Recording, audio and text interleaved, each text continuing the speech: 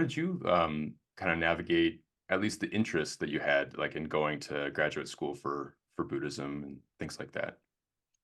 I mean, that's such a good question because I think we have so many different thought centers in the body. I mean, this is a Buddhist conception, but you're the one that has the masters. So you're going to help me refine it properly. But when I think of the different centers, right, and when I do my guided meditations, I have this really lovely new meditation practice with Insight Meditation Center in Redwood City. It's Gil Fronsdale, who I think like hundreds of thousands of people have studied with, and I love his the morning I think they call them the Dharmettes. But anyways, it's like about 5 minutes. He'll do like a little talk, then he'll do a lightly guided meditation for 20 to 25. And then he does like a Dhamma talk at the end for about 15. So it's 45 minutes all in. And in it, one of the recent talks was about just places that you think from. And that can actually be like your stomach. It can be your head. It could be your head and heart are the two things that I often think about, but actually you can think from lots of different places. And are we really listening to what that's saying? So, I mean, I feel like I don't even know looking back when I was in my 20s, I kind of always knew that I wanted to be a lawyer. What does that even mean? And I actually kind of hate it when people say that. Like, you really hear it in the creative circles, especially with writers, that they'll say, like, I knew when I was 5 years old and I wrote my first book of poetry that I was going to be a writer. And I'm like, did you really? I mean, and so that's fine, but it's almost meant to say that if you haven't achieved a certain tenure, that you can't then do that thing. And then you hear these wonderful stories of people in their 50s, 60s, 70s that are writing a book for the first time, and you realize like each thing should come to us at the time in life that we're ready for it. And we just don't know all the causes and conditions language around Buddhism. We don't know what is going to lead us to certain things. And if we're lucky, we follow. But I'm a first gener.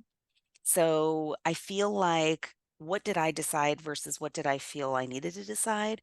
I'm not clear on that about myself. I'm not only a first gener, I'm firstborn first gener, which I think is actually a material difference. And I've been reflecting a lot on that lately in my family structure.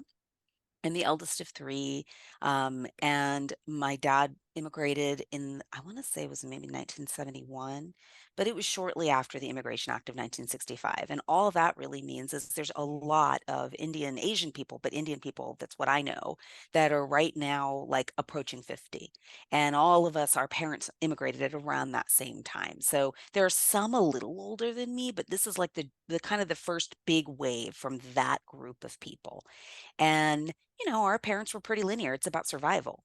So, what's your career and how you can make money doing it?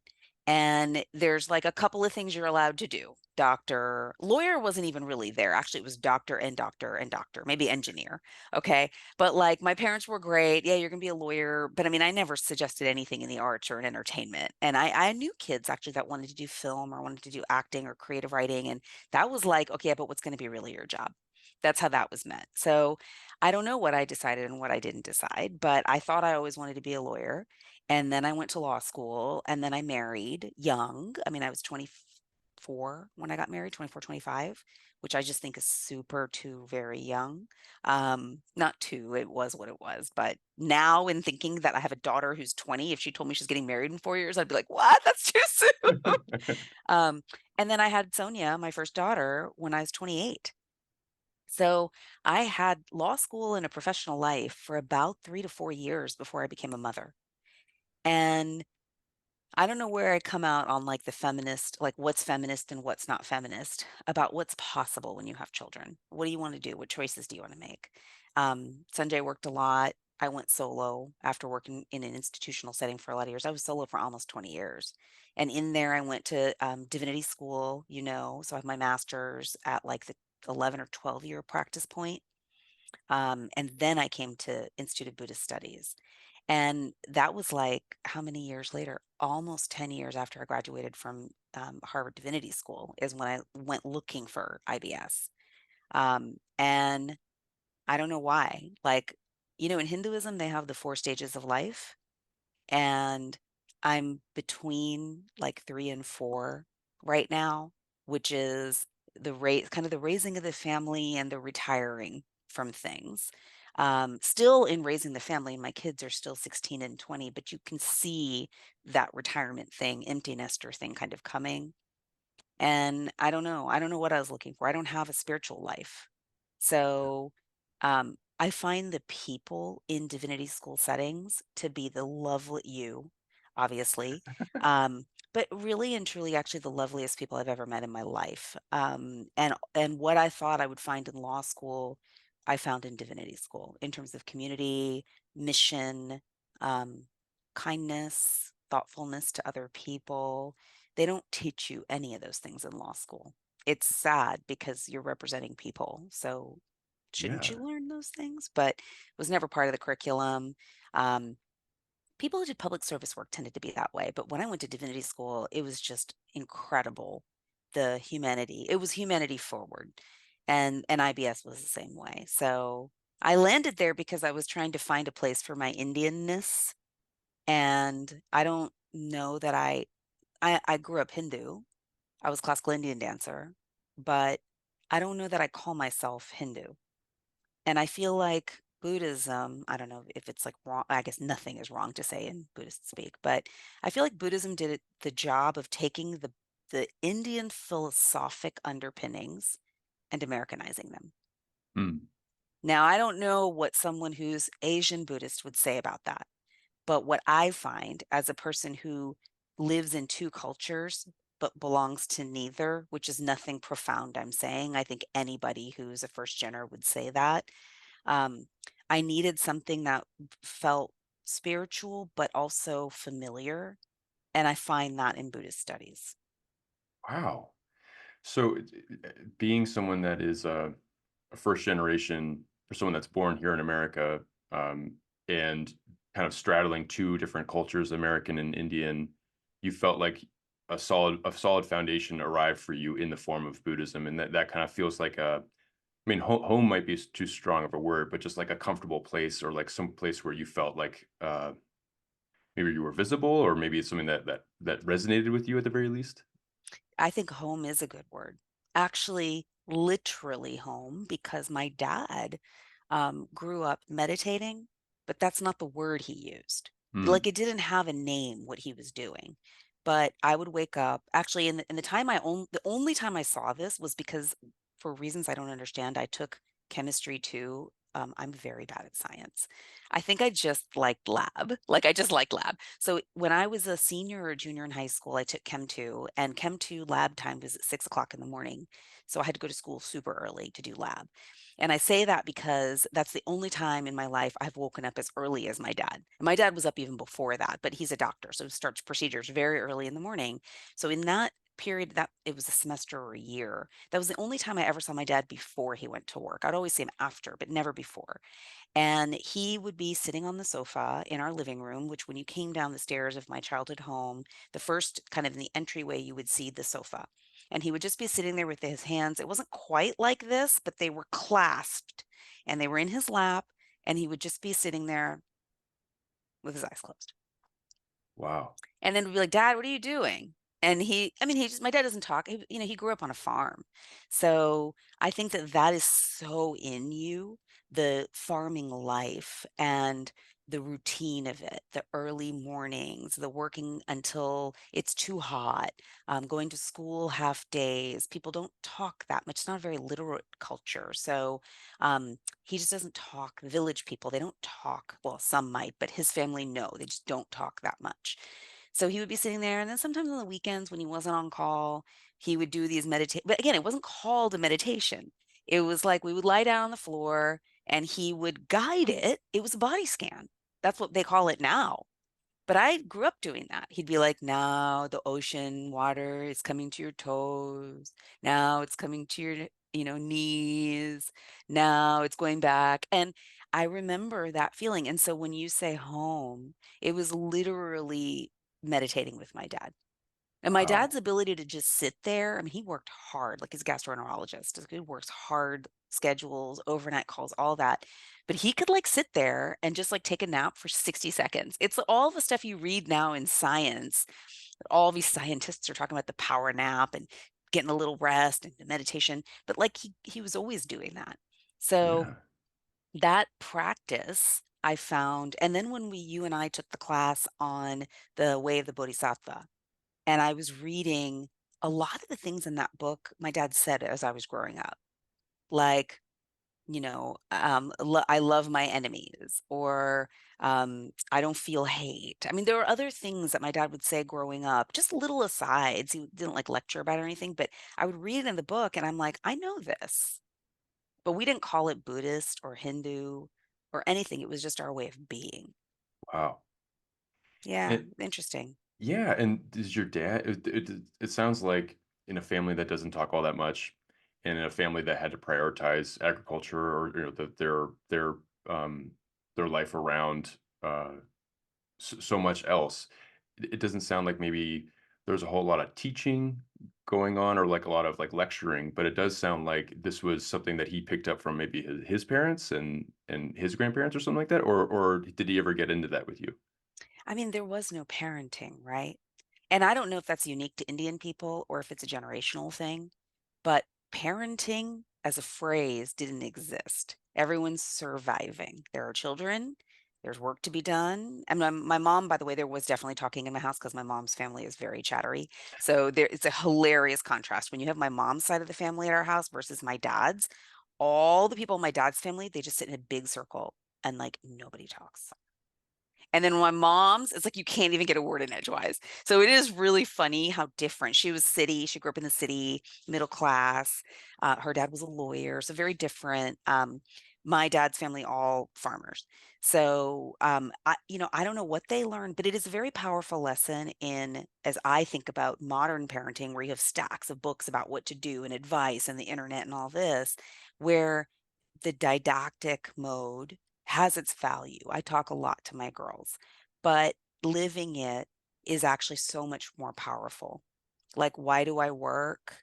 Because I like it, because I want to see that I want them to see me also, seeing that Mm, I can do that. Why do you have good friendships? Why do you take time to do things for yourself that you love? Even when there's so many things that are pressing on your time, that why would you go to that yoga class or that dance class, or because I want my girls to feel empowered to do that. And so, I mean, I think there's so much power in observing how someone is in the world and teaching it by mimicry and not because you're telling them do this, do that. I mean, so many people are also such hypocrites about that, right? Like they'll tell someone handily to do something, but they don't do it themselves. yeah. So yeah, when I think about IBS, I mean, I didn't know what it was when I went there, but just in the time that I was in class with you and then the subsequent classes that I took, you're just around people who you want to be like. And that becomes much harder as you get older because the elders start to age out and then you become the elder. And then you're still searching for like, well, but like, I want to be in a place where who do I want to be like? What qualities am I looking that I value? And having some levity, having some calm, all those things, you find that in the people who self-select and choose to go to actually any kind of theological studies. But specifically, I think at the Institute of Buddhist Studies, you find because we're all meditators, right? Like that's going to draw a certain crowd. But I mean, at HDS was much more multi, I mean, it's an entirely multi and no religion school. So people were everything. They're Muslim, lots of people were Christian, Jewish, no religion, some Hindus in there, some Buddhists in there, but all different faiths, straight philosophic backgrounds, right? But not the religious background. But everyone's committed to like a certain way that they think the world should be, which is peace and generosity and kindness. And there aren't many, I mean, what other places do we really find where you get so many people that are committed to that same? Maybe a school of education, actually, I wonder. There are very nice people there too, you Yeah, know? yeah. Yeah.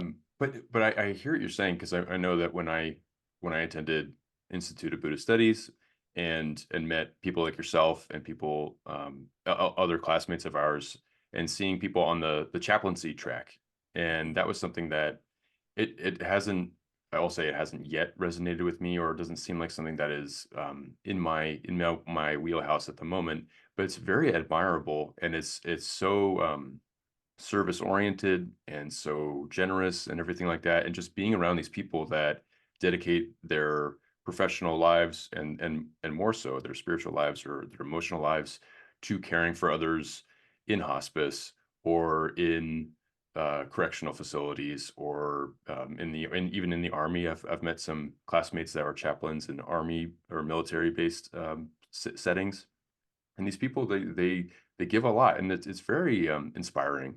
And I hear what you're saying too, because um, now is the time when you're, I guess, when you're younger, to surround yourself with these people, because eventually these people, as they start to go into that fourth stage of their life, they start to kind of retreat, or they start to kind of go more inwards, and then you can't you can't get them, you can't get Find gets them. in I your ear, yeah. Yeah. And then you're then as soon as your time to do that. Well, so I'm curious, so you, for a long time, you wanted to be a lawyer, and then you ended up at the Harvard Divinity School. Was there something, because I know that that was drawing you in some way, but was spirituality, what did it become articulated to you more clearly as you started to practice law, that you needed to have like a more of a philosophic inspiration or guide as you approached your practice, your law practice, or was there, oh, I've always been a fan of philosophy, and I really want to dig in deeper. And Harvard Divinity School is where it's at. So I'm just curious how you got started specifically in that.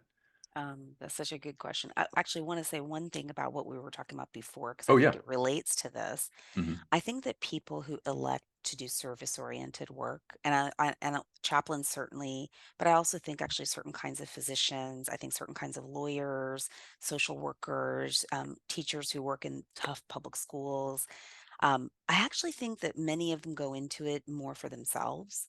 And the job is really giving, but I think, as to a number, I think that they would say they get more from it than they give. And because it does fulfill this, I know speaking for myself, especially when I did public interest work, and you're working with populations of people that have really difficult and unfair life circumstances. I felt like I got much more from those interactions than I gave. I mean, I gave professional skill, that's true, but you meet some of the loveliest people. And they're not all lovely, not all people are lovely, but there are those diamonds in a rough where you think, how could I complain? When there's just this incredible heart and optimism. I've met some of the most amazing people of my life from that time. And I think people who do chaplaincy, and in fact, I was recently in touch with someone who does Sutter Hospice. And when I was talking to her about it, she said, just so you know, like, this is hard work. So you're doing it because it gives you something, not because you're giving something. It's because you're getting something. So that does kind of lead into what you were asking me about why that pivot. When I was in law school, in the second or third year, I was going to quit. And I was with my husband now, but we were dating back then. And actually, and this before like the internet. I mean, there was internet, but nobody was using the internet for a whole lot back then. People didn't have websites. Schools didn't have websites that were robust. So if you wanted to get brochures or materials for things, you would write to them, or you would call them, verbally give your address on the phone, and they would mail you. So I actually had Harvard Divinity School send me a packet when I was a second year of law school. So this is now in 1999. And I got it and I was looking through it and I was like, this is where I want to go. And I can't tell you, Vincent, why. Like, I didn't want to be a minister. I'm not like a religious person. I wasn't going to be a sadhu. Like, that was not what I was looking to do. But I think I find peace and maybe I grew up performing in temples. And when you go into temple space and people just come in and they're being quiet, and there's no judgment. There's no social being in a place of worship. And I think what I find the most exhausting thing in my life is being a social being. Um, I actually love work because it spares me from having to be a social being. I'm a consummate people pleaser. My like empathy, and I'm not saying this as a celebratory thing. I think it's important to have some empathy. Mine is too much. Everything makes me feel sad. That's why I got off of social media. I couldn't bear to see people celebrating their children, and then I knew friends who had infertility, or people sharing their cancer journeys, and I'm thinking like, why didn't I get it? Why did they get it? And you just eat yourself alive over a certain period of time where I just couldn't see that stuff anymore, and I have to numb myself over and over again to being like, oh, that's sad, and then you move on to the next post. I just can't do that. And so I think that's why I thought law school is pretty intense. and competitive. And I just felt like, but where's like the love? I thought there was going to be love here. And there was in legal clinic. All the people that do legal clinic, because we're all doing social justice work, there is where I found my law school home. But in just the general law school setting, it was aggressive and it's competitive. And that's cool for people who want to do that, but it was definitely not me. So I didn't feel like I belonged. But then my dad and now husband were like, God, you worked so hard to get here. Finish. Like, don't not finish law school. So I did. And then I, became a lawyer. And I don't know what I'm doing. I mean, I'm good at it because I care. I really care. I would say that that's the cardinal thing in me that makes me a great lawyer, that someone else's problems are my problems. And I'm very proud of that role. That's also a total non-self move, isn't it? When I tell you the erasure of the social self, what better job is there than being somebody's lawyer, where you are literally the mouthpiece for somebody else and you don't have to be yourself at all? It's pretty wonderful, actually. Oh, So I got to HDS because I was lonely being a solo for a long time, but it suited my needs as a mother, allowed me to practice and do really meaningful good work, but while also being able to be free at 3 or go to the Very Hungry Caterpillar play at 1. So it worked, but it's really lonely. To get the flexibility, you're giving up a professional social life. And so I wrote to law firms trying to find some kind of collaboration, and I ended up making some of the best friends of my life. Janice Basel and Johnny O are these two people who, among others, was a larger team, but those two in particular have been like super core to who I am. I tried a terrorism case with them. And that really, we're in a war right now. And the basic fundamental question of like, why are people hurting each other? We have so many resources in this world. We have so much that why are we fighting and killing each other? I mean, this is a serious like I just can't like I can't kill a fly without feeling bad about it. And so it just hurts. And that everything about that terrorism case was just like an assault on the senses in every way. So the case was over and I thought, do I want to keep practicing law or do I need to just like not be this person anymore? I can't like I'm good at it, but just because you're good at something doesn't mean and I don't mean I'm good like I'm not like some kind of Supreme Court clerk or something. Like I'm good because I'm a really caring person and I like helping people. I'm good at that. I didn't know if it made me happy. I found it hard to believe that people couldn't just be nice to each other. So I lived in Boston. We weren't going to move. So I'm like, oh, I'll go back to school. Maybe I'll just do a little reset and figure out what am I going to do with my life. And so I applied to policy schools. So Fletcher at Tufts and the Kennedy School and HDS because I had wanted to go 10 years ago. So I'm like, why not? Let me just throw it in. Now, everyone who knows me and who saw my professional background would say, why wouldn't you go to Kennedy or Fletcher? I got into all three, not because I'm some great student, but because I'm older and I had a whole lifetime by then, 10 years of work experience. Of course, you're going to get in, right? I did horribly on the GRE. Like, I think your 4-year-old daughter would have done a better job on the GRE than I did, especially the math section was so bad. But I accepted at Kennedy and I declined Divinity and Tufts. And then I went to the open house for the Kennedy School. And this is like, I have such a memory of being in the rotunda of the Kennedy School, which is this amazing, vibrant, everybody's talking and everyone's at conference tables and they're like changing the world. And I just wanted to put my hands over my ears and be like, I can't, like, it's just too much. I can't. It's super like, go, right? And so is the business school. Go do something. Go out there and make it, and I just wasn't in that space in my life. And so then I remember leaving and I called John, one of my trial partners from that terrorism case. And John is like a little brother to me. And I was like, John, I don't know. Like, I know this feels like it's the right thing to do, but I don't feel it doesn't feel right to me. So again, that like, are you thinking from here? Are you thinking from here? Right. And John is like, yeah, screw that. Don't go. Do something else. So then I walked across campus to the Divinity School, which is on the polar opposite side. It's this quiet, tree lined, beautiful space where you can hear like birds chirping and monks are riding bicycles. And it's just quiet and people are sitting outside and everybody's a little weird in the best way, just weird. And I'm weird. Like, too, I'm weird and I want to be with other weird people. Like, because weird people are insecure and we're vulnerable. And when insecure, vulnerable people are together, we feel secure and we feel safe. And so I called up the admissions person at the div school office and I said, I know I already declined my spot, but would you let me take it back? And he is now the admissions director there. His name's Odavis Soto. And I still remember this conversation. And he said, you know what? We all make mistakes sometimes. It's okay. I'm going to put you in touch with a couple people. I'm going to put you back in active status. You take some time and talk to some folks and then come back and see if you change your mind.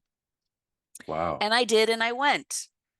But like someone letting you make a mistake, how fabulous is that? And saying, like, there's nothing wrong with you. It's okay. Like, we change our minds sometimes. Yeah. An adult needs that. Yeah. We need Whereas, that. In any age, we need that. You know, yeah. it's okay to make a mistake. In fact, it's good that you made the mistake. You learned something from the mistake. So then I went there for 2 years. I was not going to resume the practice of law, was not. I was done. I didn't know what I was going to do.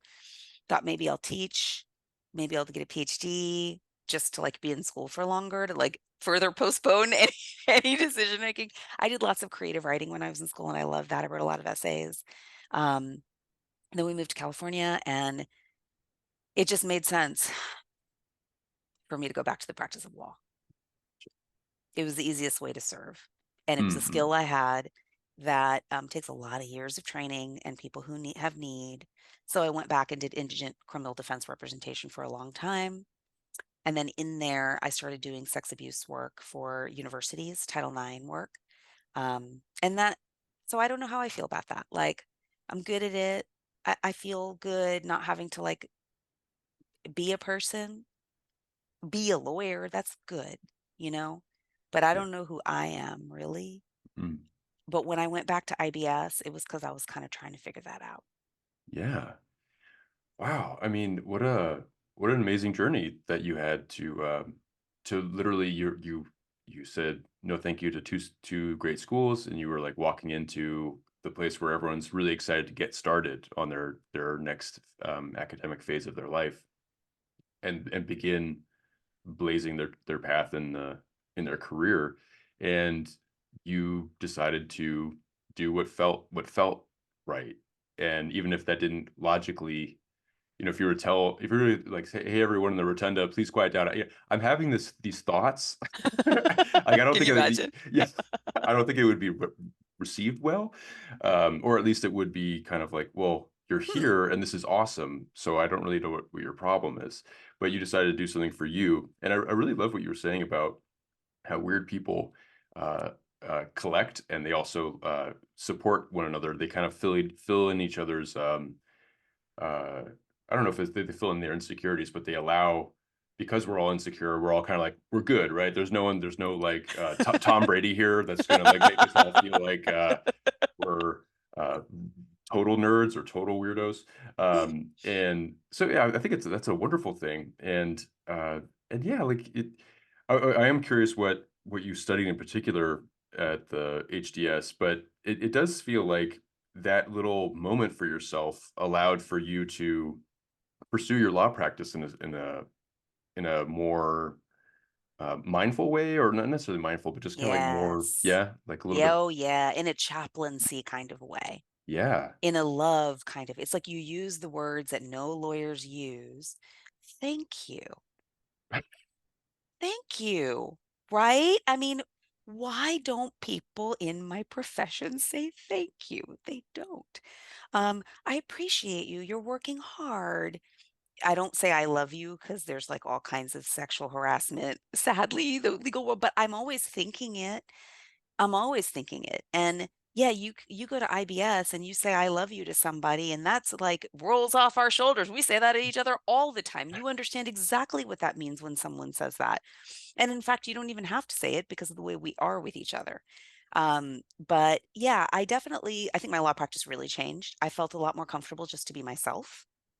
I'm also very maternal. I mean, I've raised 2 kids, and I love being a mom. I love it. I love kids. I love being with kids. I love working with younger people, even if they're not actually kids.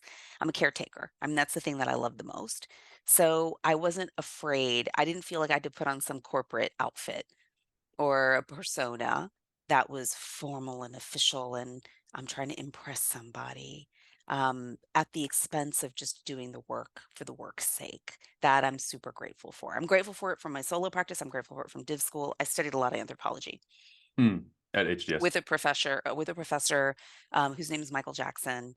No relationship to the yes, but he's I'm holding back. I'm holding back on yeah, so many he's from different. yeah, you're holding back. He's from New Zealand. He's published like a million books. I mean, literally, I think he's written like 40 books.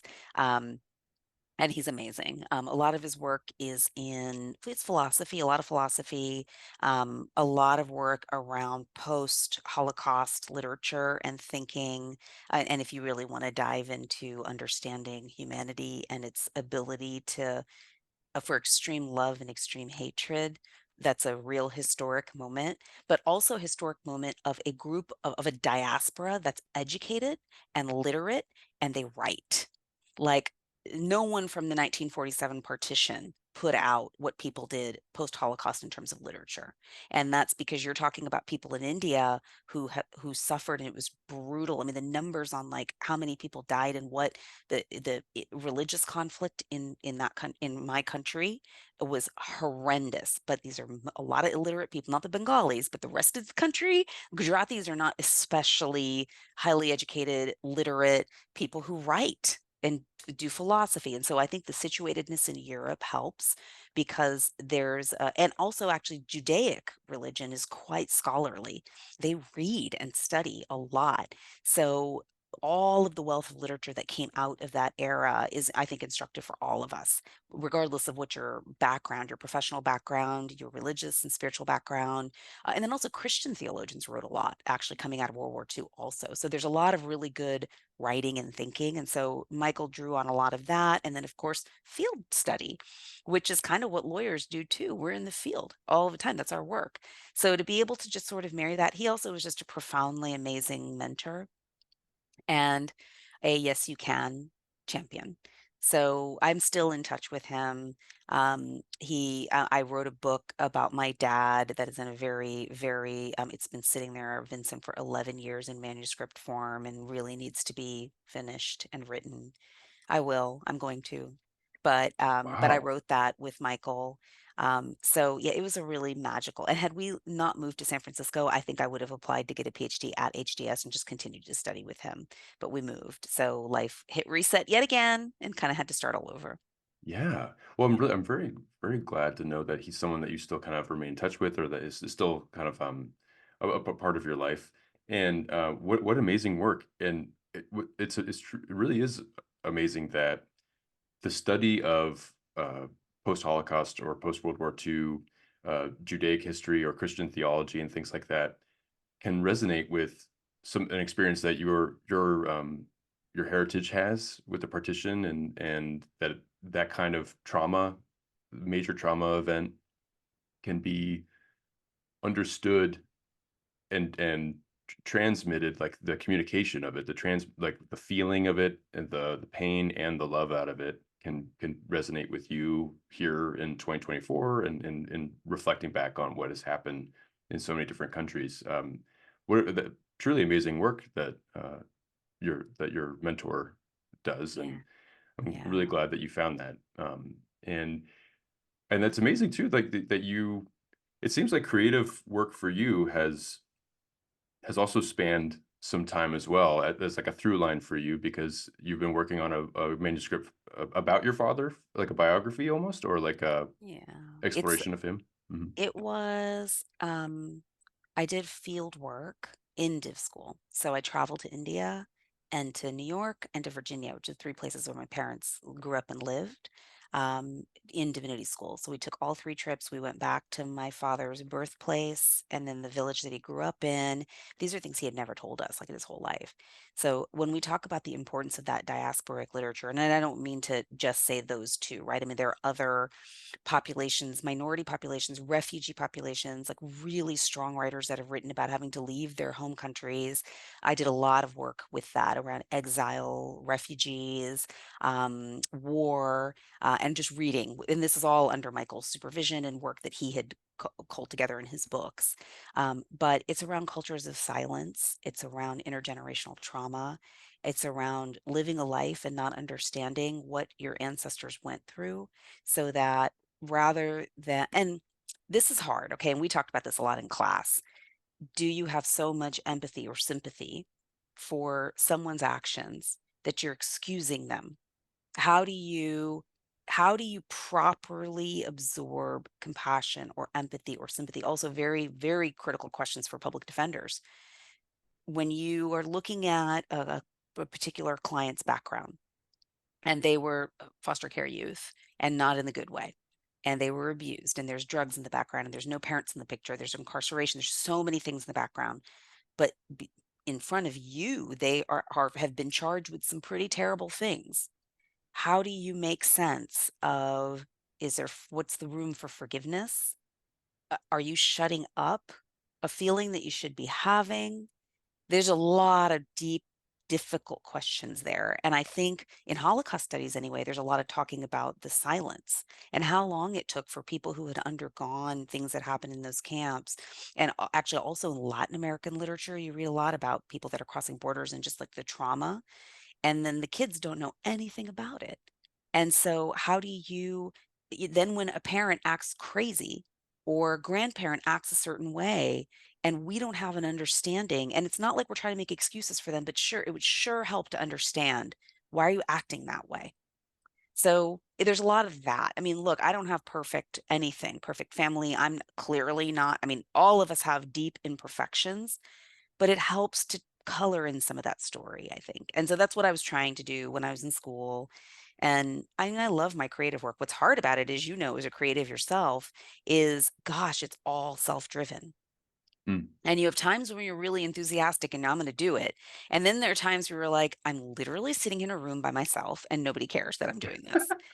And the phone's never going to ring and no agent's ever going to want my work. And then you just give up. And so how do you keep pushing yourself? It's not like a job where you've got deliverables and deadlines and you would rather do the laundry than do those things. You're like, oh, laundry. Like it's just an easy excuse to get up and go do any other thing. So what I have not yet mastered is like keeping the rhythm of the flow. When I Mm-mm. get in it, I love it. But I'm very quick to be like, forget it, I don't want to do this anymore. So I got to get back to it. That's on my list of things now, especially as my girls are older. Mm. But it's hard, but it's so satisfying when you do it. So satisfying. Yeah. Um, I don't know if you've already heard about this work, if I can recommend something to you. It's called The Artist's Way. Do you know I that took book? a class on it. Julia Whoa. Cameron's book. Yeah, yeah, yeah. I took a Oh, whole awesome. class on it. We did 1 week per, one chapter per week. Wow. It's You did fantastic. a class The through ACT here in San Francisco. oh, no way. My dear, now dear friend, Andy Alabron, he was at Shotgun Theater. I don't know if you know Shotgun Theater in Berkeley, but anyways, he used to perform at Shotgun Theater, but he's an actor and he taught the class. I don't know if he does anymore, but he did for a long time. Wow. It was great. It's Yeah. based off of the workbook. Wow, that's amazing. Hmm. I just did the workbook as a person sitting in front of a book reading it. I didn't realize I didn't um, t use it in a class setting. Did you get a lot out of that? Did that Oh feel yeah. helpful to you? Yeah. So many the activities, and the one I really remember was we made a piece of art and we tore it all up, and then we went, and the piece of art was about something like traumatic. We tore it all up and then we flushed it down the toilet. I don't know if that was like an environmentally sanctioned thing to do, Yeah. but I remember just the act of Yeah. doing it and the liberation around. And then Andy actually then taught the same class and I recommended it to a bunch of friends, that a bunch of friends of mine then took it later and they loved it too. So yeah, it was a really great. That's a great book. Nice. Oh, well, I'm Yeah. so happy. Okay, so that would be one recommendation, and then the other would be Stephen King, who I have not read any horror from. I've seen some of the movies his work's based on, but he wrote a great book. It's called On Writing. Have you read Hmm. that by any chance? You have? Okay. A long time ago, but you know what, Vincent? I'm going to pull it back out because it's been a minute. Yeah, yeah. It's great. Yeah. It's just like it's very encouraging for someone that is one of the most famous and prolific writers uh, Yeah. to hear about how he struggled and how he had to do certain things to make I'm ends going meet to or go take whatever a it is. look again. You know what's interesting about you saying that? Because the Julia Cameron class I took 11 years ago, and I want to say the Stephen King book also has been 10, 8 years. I mean, it's been a Mm-hmm. long time. You do read the same book differently at different phases of your life. So I think that what I would have read back in that would have been in my 30s versus now, Hmm. um, I would probably read it really differently. I'm in a different place in life. So it's a Yeah, good invitation and nudge for me to go back and pick those because I literally think they're sitting like right there on my bookshelf. So yeah, that's awesome. yeah. Well, and oh, what was I gonna say about the creative? Well, anyway, I totally hear you on the creative, like blocks or the little dangling thing in the corner that you'd rather deal with. That'll, you got to get that errand done, or you have to do that mental thing. But sitting down and plugging away can be extremely difficult. But you managed to. Is it a full manuscript? I mean, is it kind of like relatively there kind of thing? So I've published pieces of it in essays. Wow. And the full manuscript, I've just been working through like, what should it be? Is it a memoir? Is it nonfiction? When you're working with just a single narrator and no other proof of life, let's compare it to, for example, like I have friends in America who, like, their ancestors came here on the Mayflower. Your family actually probably has all kinds of great stuff. Or if you go to the Disney Museum, and I remember when I first walked into the Disney Museum, I was like, wow, did Walt Disney know he was going to be this famous? Because he literally saved the buttons on his t shirt. I mean, the guy saved everything. And you only do that if you think you're worth something, someone's ever going to look at it. Right. Yeah. Yeah. And so when you can go back, and even if you don't have, like, you have the one person who was the family historian. I actually watched Henry Louis Gates's Finding Your Roots in the hopes that that would give me some inspiration of like different research avenues and angles. But he had a lot of American historic written materials to work with. I mean, if he was lucky, he would trip up on that one person who journaled, or they had logs. Right, or church records, or birth records, death records, obviously the terrible slavery records, but it helps you to trace like where did the family go. My family doesn't have any of that. So you're dealing with a single narrator. So there's always the worry of the critique of, are they going to, you're writing something that's loving and that's supposed to be a tribute to a person, but not because you're trying to find fault with them. Or I don't want an editor coming in making a story arc out of my dad. Right. And in order to write a good story, you must start villain and turn into, or the other way around. Right. And so I think I got very protective of how is this going to be received, and so I kept like wanting to write it and then pulling back and then running. So I think I finally settled on like a nonfiction idea that I'm happy with, where it's got like moments of the story, but it's more just a case to be made for why people who feel they don't have any family history should just go grab what they can get. And how do you do that? So that's kind of what I'm working on right now. So we'll see. Yeah. I'm going to finish it, Vincent. I'm committing to you. All right, great. I'm gonna have you hold me accountable that I'm gonna finish it. It's one of those things I would really regret. When you think about things in life that you would regret not doing, I would really regret not finishing it.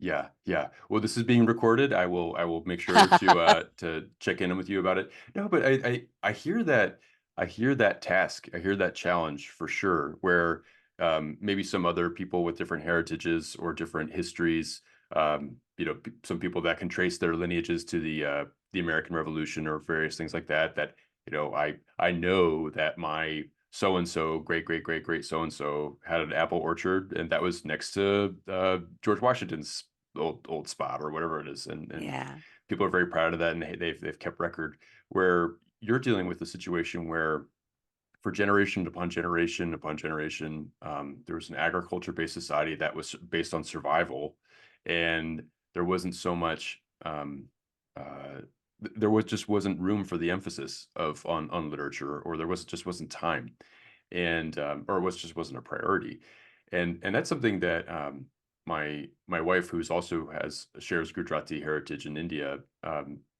she's kind of finding, or like she's trying to find like resources to kind of connect with that culture.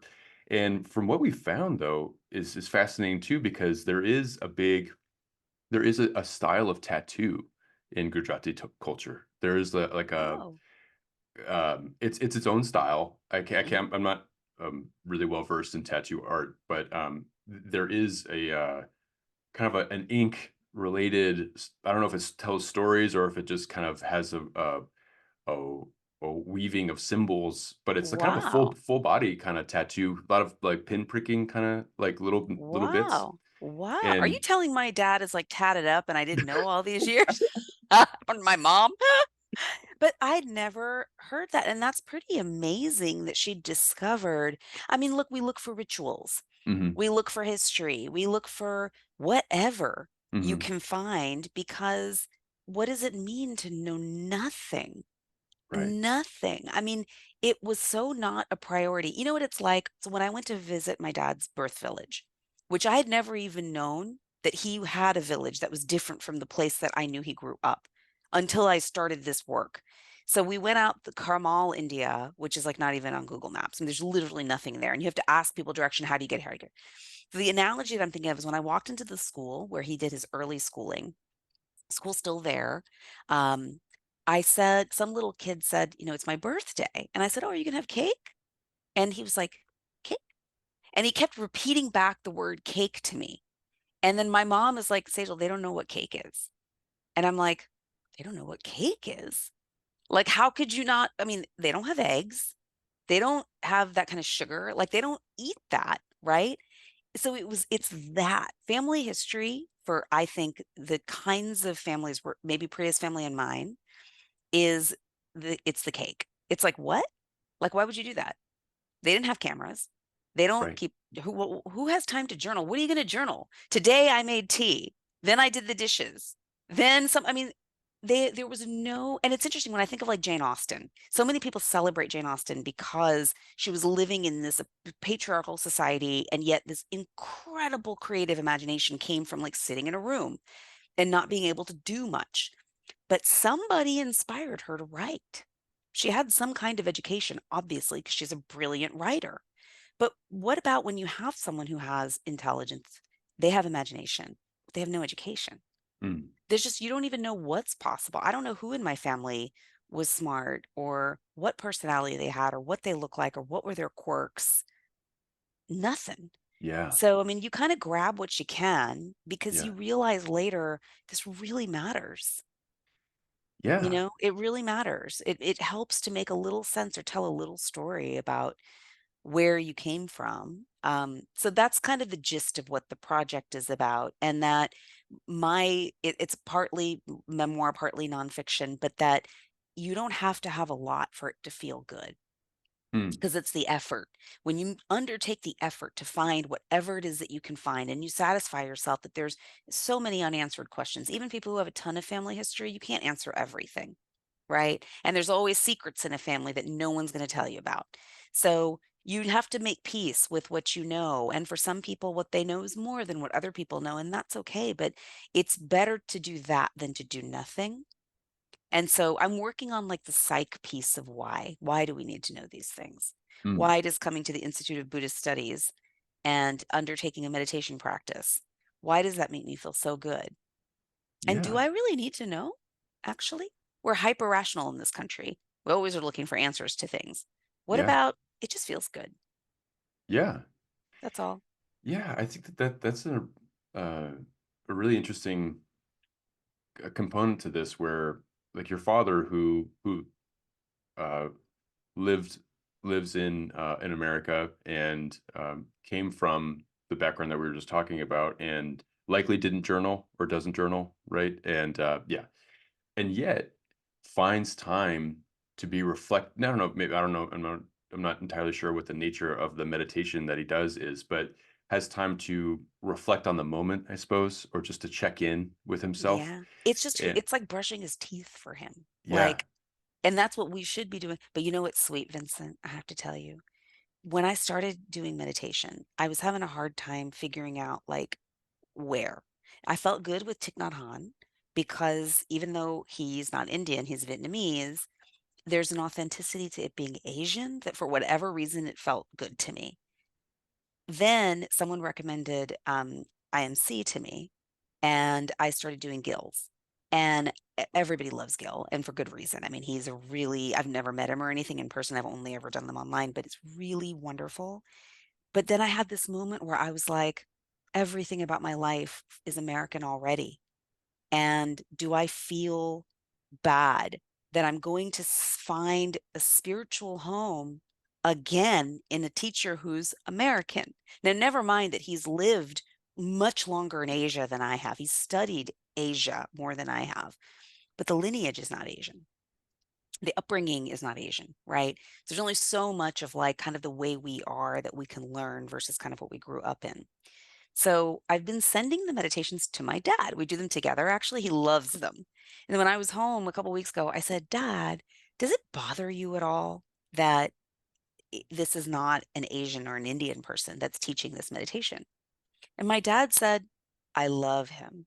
I love his voice. I loved what he teaches. They never taught us any of this in India. And I'm so glad to be learning it now. Wow. And I thought that was so lovely, like lovely, because he doesn't feel like he's given up anything about being Indian. He's Indian. I think I always feel guilty about being not Indian enough. Mm. And for whatever, and same, by the way, yoga teachers, when I go to yoga teachers, and they're amazing. I've never met an Indian one. They're not Indian, but they're so good at teaching yoga that I'm cool with your Shanti Om music and the namaste and everything. My mom thinks it's amazing. She's like, we waited our whole lives for all these American people to say namaste. It's great, you know? And but Wow. and for a while I felt like, is this me selling out again and like being less Indian by being in a place where this is what like it's supposed to be Indian, but it's American. But when my dad said that, I don't know, I also felt like, yeah, you're right. Like Indian people didn't teach us this. And Yeah. anyways, I grew up here. Culturally, I'm here. And so if I can find something that comes close, but then I just embody it in a way that feels like it lines up with my heritage. You take from the teaching what you want to take, as is true in any kind of instruction, right? Whether you're learning to cook or dance or whatever, that you make it your own, then the teacher's done their job. You're not trying to do what the teacher is doing. That's their expression, right? So, anyways, that felt really good to me. And it's very sweet. Every time I do one of those meditations, I send the YouTube to my dad, and he and I will do it at the same on the same day, or it's really lovely. Wow. And especially too, there's the humility in your dad's practice. I don't know if he recognizes it as practice, but just for someone that maybe daily for most of his life he has done meditation and without instruction, and to hear Gil guiding or otherwise commenting on the nature of meditation and learn and being humble enough to learn from it, to say that they're learning from it, to be open to hearing Mhm. other people's feedback. Someone that is in the fourth stage of their life, I'm assuming, or is otherwise uh, comfortable with who they are and who they've been, and so having someone else being open to some other influence is pretty incredible. And then knowing about how this is, I don't know if does it feel healing for you to have heard your dad be like, Yeah. I'm good with this. Like, yeah, it's a white It's guy. permission. It's yeah, It's permission, right? And I mean, even though I'm almost 50 years old and you would think at some point you just don't need your parents' permission for anything anymore, yeah, it's of course it still sits with you. It just does. That's why it feels joyful and it feels painful at the same time.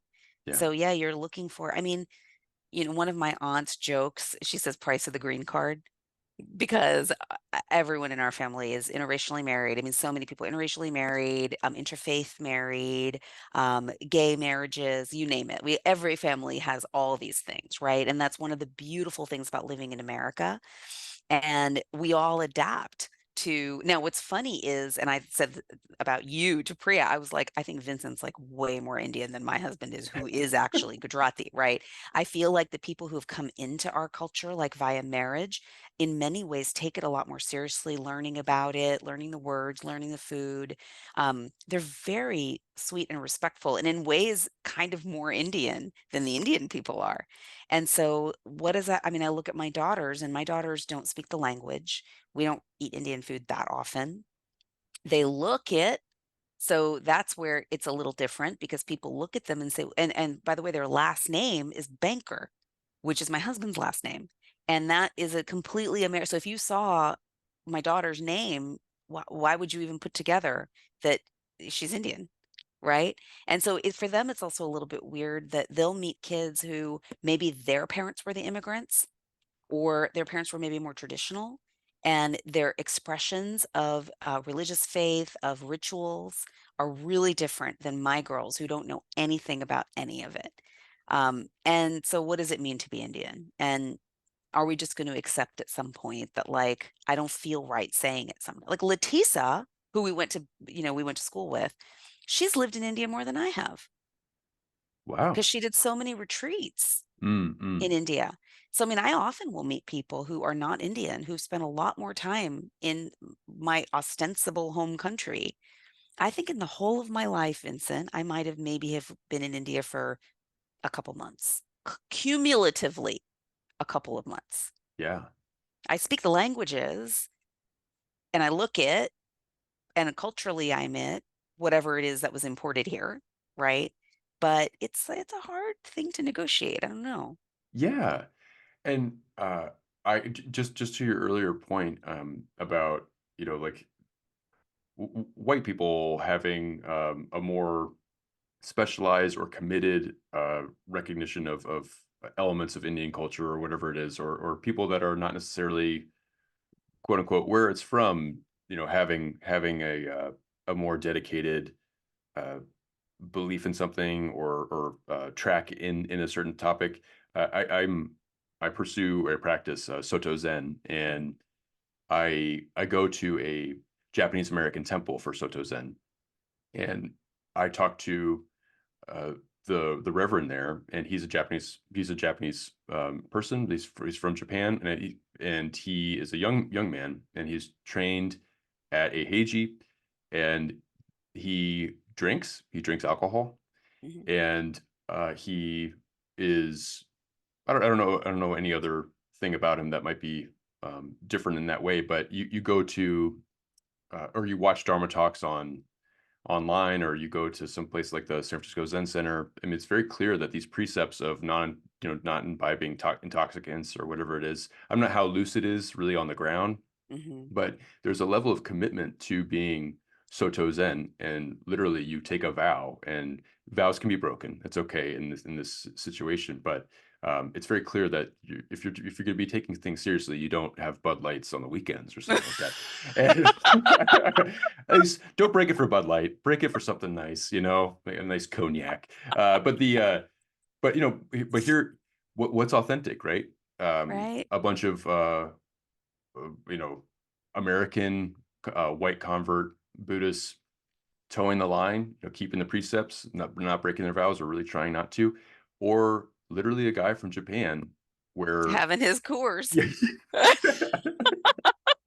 But why do we need it's okay, there's the judgment piece. Actually, so when I started meditating, I remember one of the videos that I did, they were like, "We do Zen in the morning." I really like meditating at night, Vincent. mm-mm. I find it much easier to clear my mind in the morning. That's absolutely true. There's less detritus in there, the trash can's still pretty empty at 7 o'clock in the morning. But when the day is over, and always for me, it's 8 o'clock. 8 o'clock is the hour where my little one practices guitar upstairs. My husband is usually just tired and he's secretly doing his phone, even though he knows not to do his phone, but he's secretly doing his phone. And then he'll see me and he'll like hurry up and put it away. My older daughter, it's 11 in her time, Easter time. So she's busy. So I know I'm going to talk to her at midnight her time. So I have 1 hour from 8 to 9, and it's dark. And I can turn on the little heater in the room, and I've got my mat, and I have my little YouTube set up. I have my little iPad that's dedicated only for meditation. I've disabled every other thing, no FaceTime, text messages, nothing. It's just for the purpose of my meditation. And to go in that room, it's a little warm. I've got 45 minutes. I'm just going to sit. I'm going to listen to Gil or whoever it is that I'm going to do that day. I'll switch it up sometimes and do different meditations. It is just, so I'm like, forget it. I don't need to do Zen in the morning. Zen works for me at night. And so, yes, it's this like, I agree that the structure can be helpful, but not to the point where it limits you or inhibits you from doing something that you want to do. Same with actually, I've been vegetarian most of my life. And then the last couple of years, vegan, as you know, because we made so many hilarious vegan jokes when we were in class together. And after being vegan for about a year and change, I decided I need like eggs. I need them. And sometimes if I have to eat chicken, I'm going to eat chicken. I'm not going to sit here and like, and also permission from both my parents.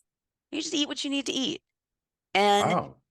and I try to, because I feel good eating clean and eating a vegetarian diet. But if I'm in a place where that's the healthiest option for me, or if I'm traveling, or what if someone lovingly prepares a meal for you? And you don't want to refuse. I have eaten meat when someone didn't know that I had a restriction and they've cooked. I'm just going to eat that food. That's a respectful thing to do. And then later, and Sanjay will look at me across the table. Is that fish going in your mouth? And I'm like thinking of Dory. I'm like, here, I'm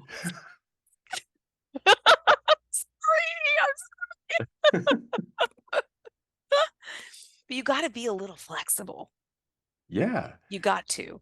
The Hindu We scriptures are terrible on this point, by the way. mm, Some of the early I took a class on early Hindu scriptures. And I was like horrified. I just kept taking screenshots. I'm like, can you believe this? Can you believe this? It's so hypocritical. Like so much of it is, I don't know, Indian people and their religion. I have different views. I also come from the Swaminarayan background, and they're gonna like cancel me for what I'm about to say. But yeah, my dad can't watch this video. Um, I just the whole onion and garlic thing.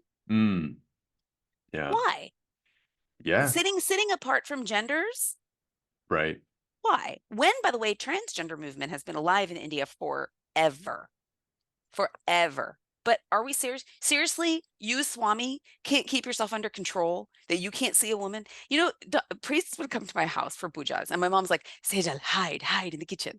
And I'm like, are you joking me right now? Like, you think the priest doesn't know? By the way, he's looking at these like buxom Lakshmi's not dressed in like a veil, okay? She's looking like hot. Lakshmi is hot. Saraswati is super hot. She has all the hands. I mean, do with that what you will, but those priests are very aware of like what women look like.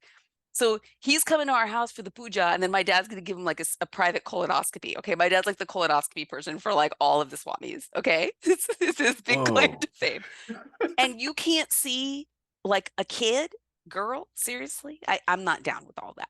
So yeah, you gotta adapt for your needs. Yeah. Wait, okay. There's a lot to unpack here, and I'll start with the biggest one. So your dad would give colonoscopies to swamis in your house, like in the. Oh Oh, okay, okay. no, but I'll tell Because you something. I'll tell you something. In okay. my dad's office, he has a special bathroom that's attached to his office for the swamis. Whoa. Yeah. They can, Wow. after they do their colonoscopy, they can go shower and get all ready in the private bathroom in my dad's office. That's how serious my dad is. Wow. Yes. And oh, wow, that's so there is like a temple element though to or like some sort of like to your dad's I guess like faith tradition or practice or whatever it is. There is like an engagement with like a swami. There is uh pujas and probably every week, right? Going to temple openings, things like that. They're flexible. Okay. Yeah. My dad's like a super VIP at the Swaminarayan Temple in Houston. For sure. Yeah. I mean, He's VIP. yeah, he's getting access to things that other people don't get access to with the Swami. I mean, That's the true. colonoscopies are very intimate affairs, I think. But that's really inside information. Anyway, that's it. I'll stop at the puns. But the that is fascinating. And yeah, you're right. Like there's how could there be so much restriction and things like that when it is a thousands upon thousands of year old faith tradition that has yeah, like No, the I'm not down with that. yeah, Let's yeah, modernize people. yeah, or at least like the people can do their thing or be as sincere in their restrictions as they want, but allow for life to happen, in Yeah. other Let's have ways. human rights. Yeah. Yeah. Let's have human rights. Hey, how about it? How about it? Yeah, You how really about could it? do something for the world if Yeah. you could be the evolved Swami. Wow. You know what I Yeah. mean? I And mean, I no think wonder so many American kids, like my cousins, so many of my cousins meditate in the Buddhist tradition. Now, I don't know if they're calling themselves Buddhist, they're calling themselves Hindu. And my daughters asked me this the other day, like, what are you? mm, And I said, if put to the question, like if we were in the Spanish Inquisition oh and I were yeah. forced to answer the question of what am I, I'm pretty sure I would say I'm Buddhist. Wow. If I'm allowed, Vincent, Yeah, yeah, yeah. because I don't go to temple. Mm, I don't go to Buddhist temple. I believe in it philosophically more than anything about Hinduism. But Hinduism underlies, right? So Yeah. if forced, I think that's what I would say. And then I would Wow. give the B category Hindu also. Right, right, Footnote. right. Yeah. Yeah, I mean that's a very powerful position to put yourself within the line of questioning because Spanish Inquisition has like there were Pain of consequences to death. right, right, and That's so you would right. say I On pain am of death. If I'm a I pet. were, Yeah, yeah, I that's think so. If I were so accepted, yeah, but they've done a good job of marketing themselves. I mean, let's be yeah. real. Religions have to market themselves. And Oh I feel yeah, like the Buddhists, now sometimes they go too far and it embarrasses me. sure. Don't you agree? So for marketing purposes, what's going too far? I mean, sometimes I see the videos or people who put the quotes in their email signature blocks, and they're actually kind of jerks. Mm, And now this is going to be true about all religions, that someone represents themselves from a particular faith standpoint. Um, and but it just like makes me cringe a little, the cringy stuff. hmm. Then I'm like, leave me alone. So if under pain of, pain of death, if I had to answer it, I would answer it, but I wouldn't go around telling people Got this it, is got what, it. because I think you can just say you have a mindfulness practice without ascribing it to a particular faith tradition. Right, right. Yeah. Yeah, and I think that there is like a performative aspect that I think some people like to have. And does it make them a better people? I you know I don't know. Because yeah, I've definitely met my fair share of Buddhists that say one thing and then do the other. But There's yeah, mean Buddhists too. oh yeah, yeah, They're yeah. there. Oh, Yeah. Yeah. they are. Well, and as we come to a close, I was going to ask if there is anything that you would want to pitch or promote or offer advice to, because I know you have a manuscript that will be coming out at some point. But if there's something that is meaningful to you, or a cause or a foundation that you'd want people to know about, I would just be curious if there's something that you'd want to share with everyone. Oh, a cause that's meaningful to me. Pitch or promote. You've asked me hard questions, Vincent. I mean, it could be, check out uh,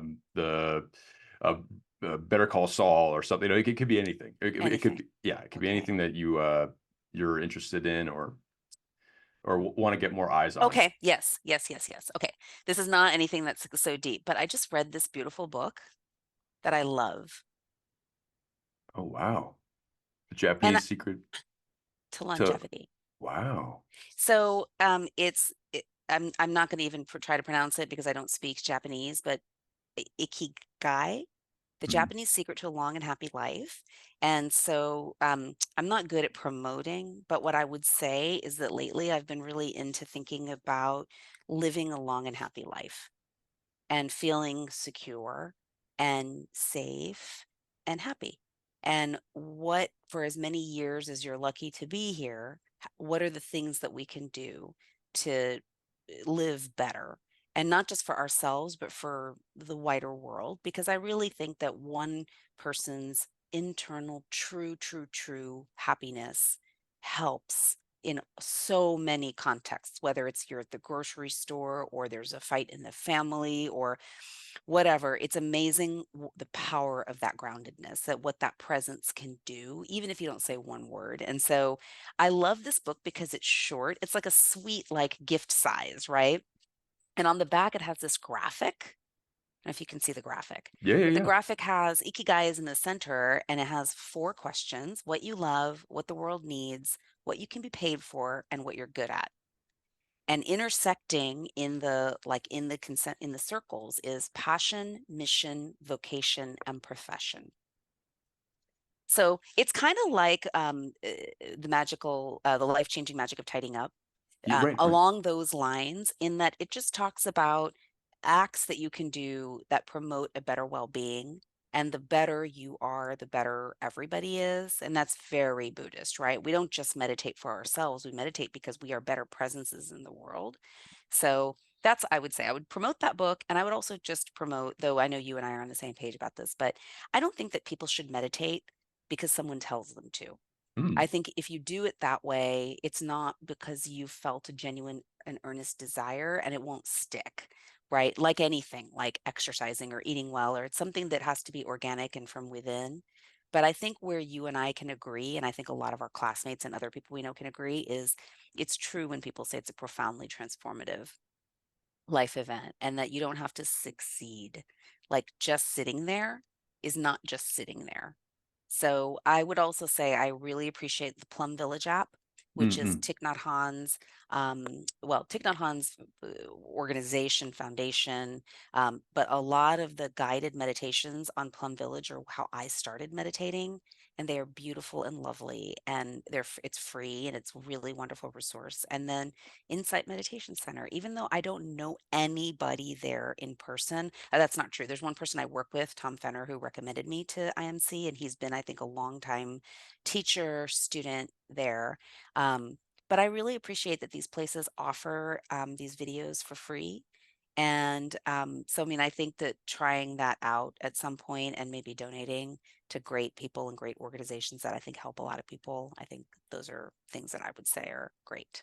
Awesome, awesome. No, those are all wonderful. Well, thank you so much, Sejal, for speaking with me today, and I look forward to talking to you again soon. Yeah, good luck, Vincent. I'm Thank excited you. to see all the other interviews and things you're doing. I think I'll really enjoy listening to it. Oh, good, good. All right. Yeah, Well, great. thank you so much. Take All care, right. Vincent. Bye. You bye.